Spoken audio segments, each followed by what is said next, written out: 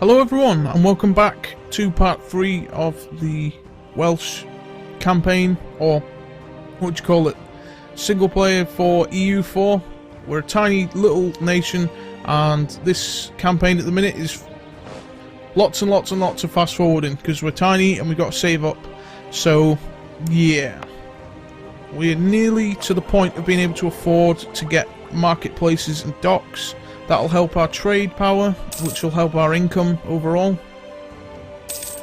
If we can get to the point where we're earning 2 each turn, at least, because I'm thinking once we get colonists, it costs about 2 gold each month to maintain a colony. That's without an army backing it up or anything like that. So yeah, we need to at least be making that, otherwise we'll go into debt and the colonies will fail and we as a country will, yeah, it'll be a pain in the ass to fix. Right, oh, we're going to unlock the Pike Square and everything, military tech, in a minute. Right, let's keep going.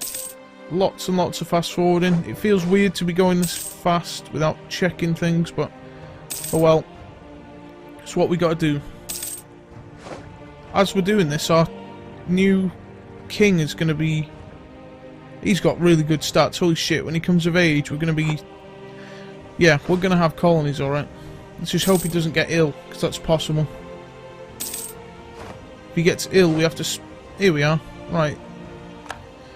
This little yellow flag means that we can invest in new technology. It's pretty self-explanatory, it says it itself. And this is military tech, land morale. We can buy an armory, which will help our manpower. Do we want to spend it on this right away? We're behind a little bit, so we get a modifier of -5%. I think that's how it works anyway. Base cost 600. Yeah, we might as well fast forward it a bit, and then Pike Square. Right, so we're ahead now of many nations because we've got that first. So we get a plus 20% penalty, so it takes us longer to research things because we're ahead. When I played the game earlier, I was so focused on collecting these points and advancing technology that the modifiers became like 110% because I was like really advanced technology compared to my rivals, and that's generally what you want. Particularly we want the diplomatic technology to go up quick, because that helps our trade not only our trade range but our colonial range. I'll show you that in a minute. In fact, I'll show you now. Right, we've got all these different map modes, tons of information. And this little one, this tiny little hut that looks like it's a little wooden house with arrows, shows you the range. So because we've not really got colonial anything set up, or map, or any of the maps been discovered or anything like that, we can't really colonize anywhere. But we can check our colonial distance, can we? Yeah, we can check our colonial distance under the government stability and expansion tab, I mean. So Colonial Range top is 160. Now 160 what? That's what gets me. So 25 settlers per turn, per month we'd get, or year, in a colony. And to get a colony set up you need 1,000 settlers there. So it would take ages at the current standard that we're at to set up a colony.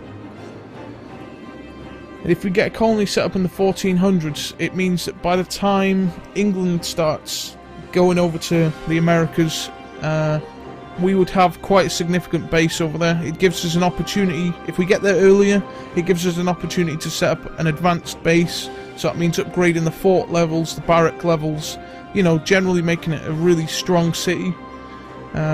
This is all, it's pretty much self-explanatory as you go along, but as I'm playing, we'll go over it. Right, so let's continue fast forwarding. Oh yes, here we are. This is bad. Our legitimacy is going down nearly 2 every year because we've got a Regency Council. Effect from you see revolt risk, tolerance of true faith, tolerance of heretics, and tolerance in general, income from vassals, diplomatic reputation. Income from vassals we don't have to worry about at the minute because we don't have any vassals. Diplomatic reputation is quite important in securing whatever with with France at the minute and all that. So yeah, legitimacy is extremely important if you want to be considered. You might as well, am I a legit country? Do they consider you a country, basically? That's how I think of it anyway. If it's correct or not, yeah. It's how other people treat you. How they look at your country, as it were. Right. Sale of titles. My lord, one of your advisors is suggesting selling off titles of nobility to anyone who can afford to pay. It would bring in lots of money if we do, but it would devalue the idea of nobility and perhaps upset the existing aristocratic families. Should we do this? Gold is the sign of nobility. Nobility cannot be bought. Okay, if we do that, we gain 1 stability. That's so much more valuable than however much money. 6 ducats, yeah. Yeah, stick to stability. That's so much better. Even though it would be cool if you could buy into nobility. Alright, so maintaining the diplomat in France. Okay, how can we increase... How can we increase their opinion of us? Can't think. Can we send them a gift? Although that being said, we're stingy as hell at the minute. We need to hold on to our money. Right, because we could afford to build this armory at the minute, but I don't think it's worth it at the time being. Because if we go to war with anyone at the minute, we're going to get trounced anyway, so buying military buildings at this point is kind of futile. It'd be wasting money, in my opinion anyway. We're nearly there. 1452, July, May, June, July. Here we are. Marketplace and docks. There we go. Right, let's get some...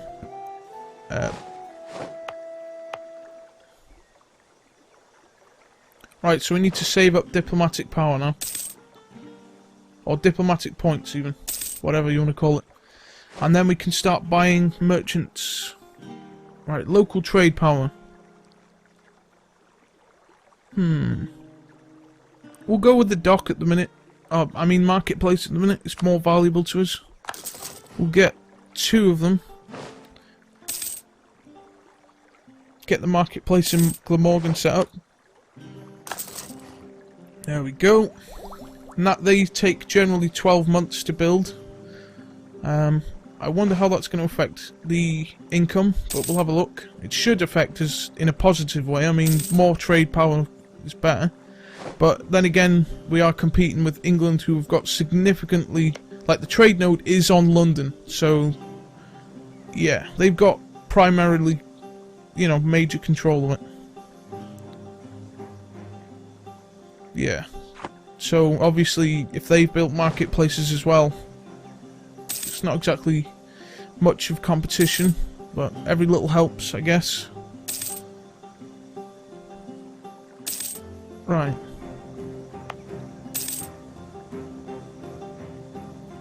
Marketplace is going to be built on the 20th of September, 1453. Right, let's just pause it a second. The thing's been built, so let's just check how it affects trade. Yep, infected trade good. Just gonna get us to 1. Get us over 1. Yes, 1 income per turn. Because we're little, we need to get our trade to be our main source of income. We don't have enough people to tax. So trading and... Yeah, that's a really good amount of income, that, actually. We could... Again, throttle the fleet maintenance to get us up to nearly 2 each turn. I think I'll leave that for now. How close are we to getting national ideas? 18th of August 1455, so nearly 2 years away. Right.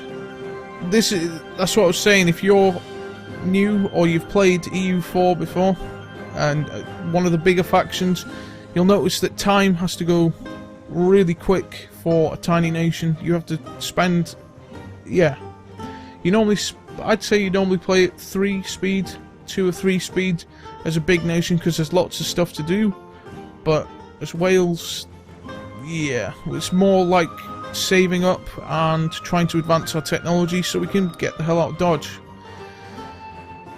Right, so we got 74. Let's keep our money up like that. In fact, what we could do is build... What would be better, building docks in Glamorgan or in Gwynedd? Let's have a look.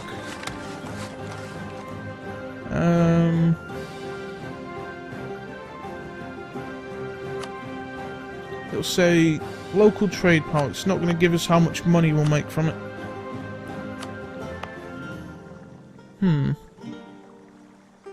Wait a minute, I just thought of something else. On our fleets, I want them to return home if we are at war. Go home, war. Go home at war. We need to keep the fleet together. Can't allow us to be blockaded. So if we get into any wars with anyone, either Ireland or England, possibly, we need to be able to protect our coastline. At least, basically, anyway. Right. How long is this going to take? Quite a few years. Let's get going. Fast forward.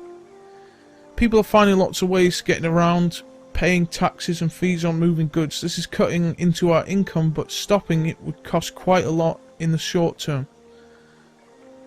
Lose 1 stability. Do not want to lose stability. It's not worth it. National tax modifier. Let's have a look. So we lose the national tax modifier from the stability anyway. We need to keep our admin points anyway, so... Damn. We're at a choice here. How long will that last for? Until 1464. Bloody hell, 10 years. A national tax modifier. Oh shit. We might as well go for the short term because I can fix the... Yeah, let's stop them.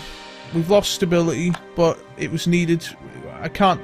You know, at this point, we can't cripple our economy that much for 10 years as Wales. It's just not on. We'll be left in the dust. And if we get invaded or attacked or whatever happens, we'd be ran over like a steamroller. So, we're already weak at the minute. Tiny. So, we need to look after what we've got. Still losing legitimacy, which is bad. Really bad. Hopefully when we get a king, he's going to fix it with his good stats, but who knows. Right, come on, national ideas, hurry up. Research, damn it.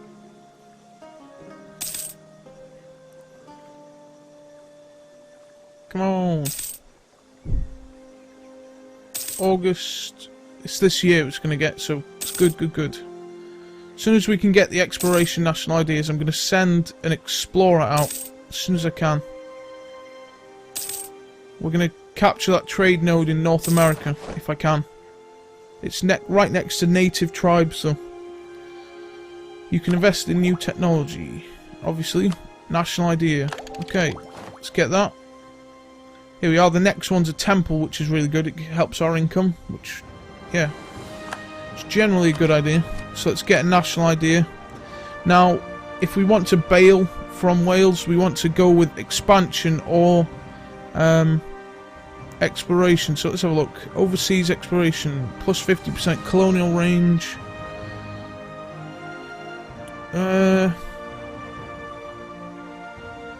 Let's go. Yeah, let's go with exploration ideas first. Yeah, let's go with that. This will give other nations the idea to go and do the same thing, basically, so... Yeah, we need to be careful on that front. What else can we build here? We can get a dock up. Didn't we build a dock? I don't know. Let's check trade. We're just over 1 again.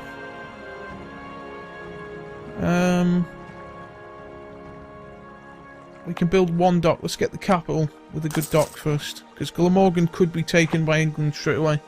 They can't actually take the capital without a good casus belli, and full annexation I think is a possibility, but it's not likely if we have a capital. But if we lose our capital, we lose the game, basically. If we don't have any other territories, so yeah, we do not want that to happen. So look at this, how far we can go. Ideally, it would be really cool if we could capture somewhere in South America, and then South Africa, and then get to Australia. That would be really, really cool. I don't know whether Australia's got good tax provinces or not, but it'd just be really cool to have Australia. I guess the manpower would be quite huge there, though. Right. Can afford to build new buildings, which is good. Right, there's so many things going on right now. Yeah, when you start off, you'll probably feel a bit weird fast forwarding. I know I did, because I was like, oh my god, what if I'm missing important stuff? But generally, these pop-ups come up if anything happens, so you can pretty much fast forward as much as you want, and you'll be fine. Our use of mercantilism policies is proving frustrating for some of our merchants, causing some to defect to other countries. Okay, shit. We do not want an absent merchant in Bordeaux. National trade income modifier. Plus 10%. Shit, we do not want to do this. We don't want to affect our economy. Increased free trade. That sounds like the best plan.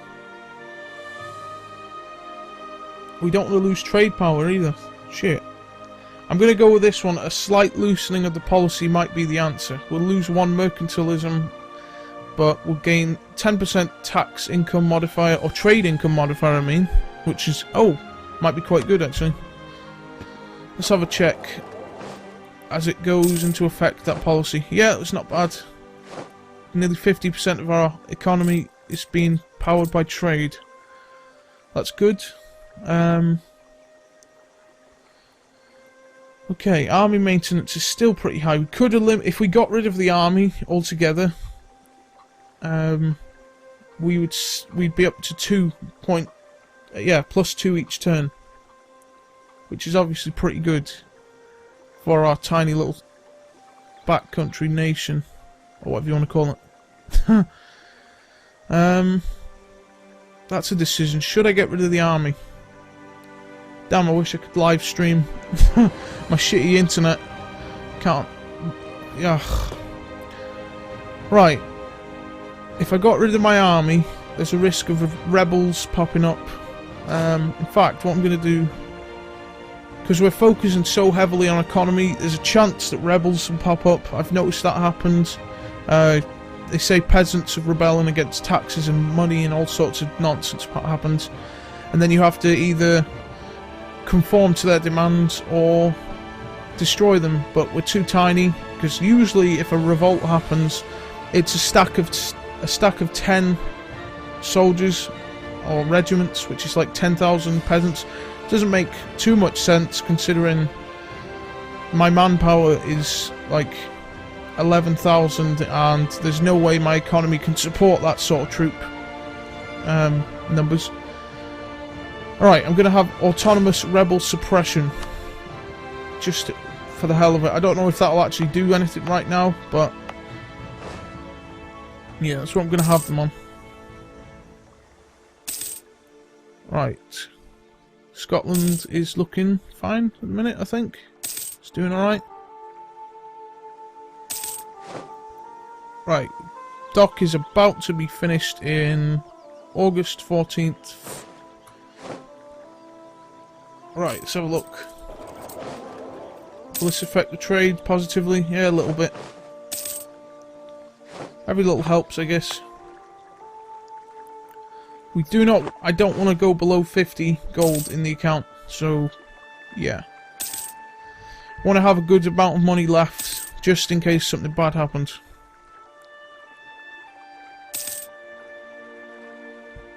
It'd be ideal if I could get a couple of hundred, so I could hire mercenaries in the event of, like, the English attacking or something.